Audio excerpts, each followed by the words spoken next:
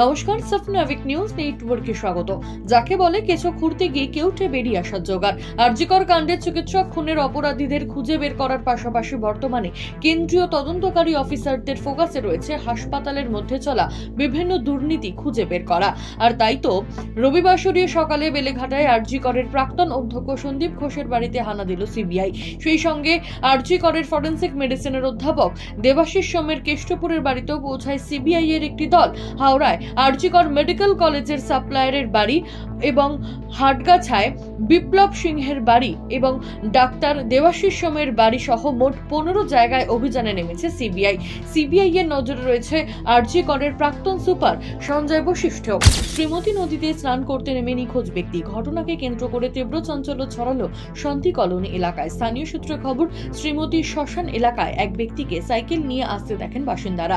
নদীতে নেমে সাঁতার কাটতে শুরু করলে কিছুটা গভীরে যেতেই তলিয়ে যেতে থাকে ওই ব্যক্তি। প্রত্যক্ষদর্শীরা জানান, নদীতে নেমে খোঁজাখুঁজি শুরু করলেও তাকে উদ্ধার করা আর সম্ভব হয়নি। নিখোঁজ ব্যক্তির নাম বিষ্ণু চৌহান, বাড়ি 17 নম্বর ওয়ার্ডের মিলনপাড়া এলাকায়। খবর পেয়ে ঘটনাস্থলে আসে কালিয়াগঞ্জ থানার আইসি দেবব্রত মুখার্জি সহ পুলিশ আধিকারিকেরা। খবর দেওয়া হয়েছে রায়গঞ্জ কসবার ডুবুরিকে। চলছে তল্লাশি। ফের বিফলে গেল রাজ্য সরকারের সাধের সেফ ড্রাইভ সেফ লাইফ প্রকল্প। টিউশন পড়ে সাইকেলে করে বাড়ি ফেরার সময় দুর্ঘটনার কবলে 2 পড়ুয়া।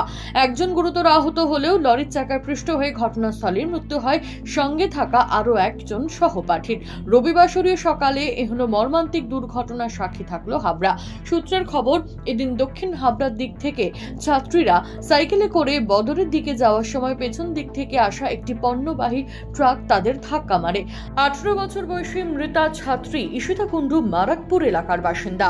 আহত অপর ছাত্রী হাবড়া রাজ্য সাধারণ হাসপাতালে চিকিৎসাধীন।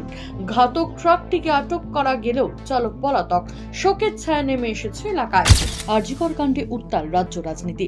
নির্যাতিতা চিকিৎসকের বিচারের দাবিতে গ্রাম থেকে রাজপথ প্রতিবাদ জানাচ্ছেন সকলে। তবে এবার আর স্লোগান নয়, তিলোত্তমার জন্য ন্যায় বিচার চেয়ে মুখে কালো মাস্ক পরে প্রতিবাদ জানালো কলকাতা কর্পোরেট ক্রিকেট দল। এদিন হাতে ব্যানার নিয়ে রবীন্দ্র সরোবর সংলগ্ন এলাকা থেকে তাদের মৌন মিছিল শুরু হয়ে গড়িয়াহাট মোড়ে গিয়ে শেষ হয়।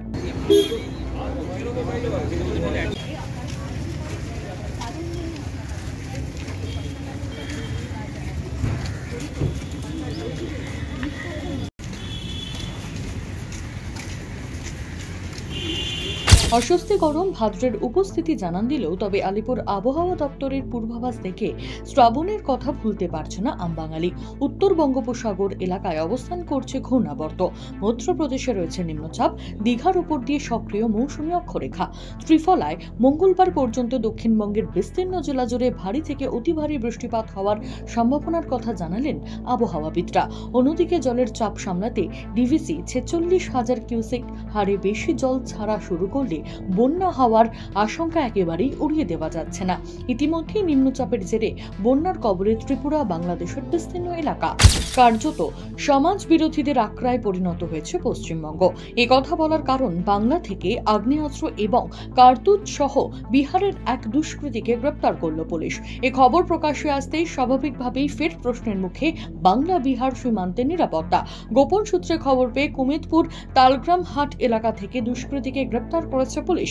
ধৃতের কাছ থেকে উদ্ধার হয়েছে দেশীয় পিস্তল এবং 2টি কার্তুজ। দুষ্কৃতী জাকির হোসেন বিহারের কাটিহার জেলার বাসিন্দা। কি উদ্দেশ্যে ওই ব্যক্তি বাংলায় এসেছিল, সমস্ত বিষয় খতিয়ে দেখে তদন্তে নেমেছে পুলিশ। সাফনাভিক নিউজ মালদা।